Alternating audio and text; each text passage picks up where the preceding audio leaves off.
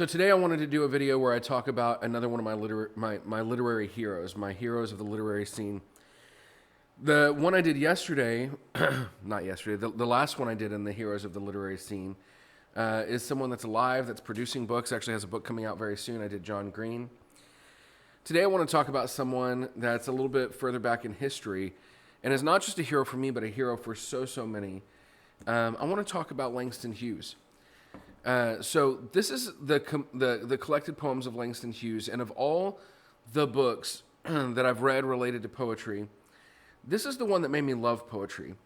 It also opened my eyes in a lot of ways because I had not, a lot of the poetry that you read in school is poetry by like Emily Dickinson, William Shakespeare, Robert Frost, a lot of great poets, but not necessarily a ton of people of color.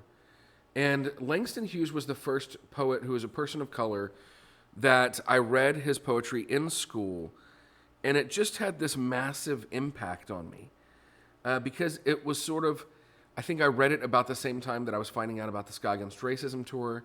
I read it about the same time that James Byrd Jr. was killed, and it sort of awakened me to the depth of the despair and depravity and just the horrific nature of some of the racist acts that were happening, that were being perpetuated throughout society.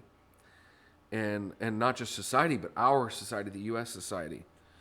There are definitely poems in here. He has very famous poems about, what happens to a dream deferred,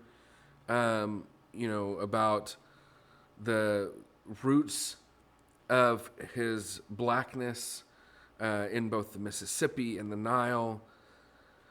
But the poem that most impacted me, the poem that maybe broke my heart in a new and different way, and it became a favorite poem, even though every time I read it, I was moved to tears, is a poem called Song for a Dark Girl.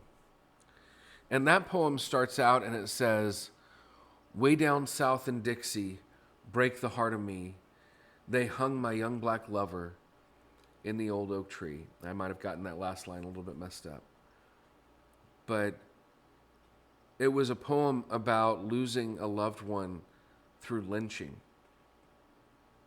And I couldn't imagine anything at the time, and I still struggle to imagine anything that is more heartbreaking, more tragic, more graphic and violent and destructive than that image.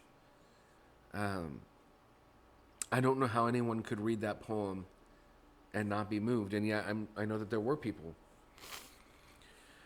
So aside from this book of poetry, aside from Song for a Dark Girl, Langston Hughes is a hero because he was one of the founders and leaders of the Harlem Renaissance movement that saw black painters and musicians and poets and prose authors and memoirists and essayists and all these amazing black people producing wonderful, powerful, beautiful art and helping, I think, the world to begin to see black people in a different way.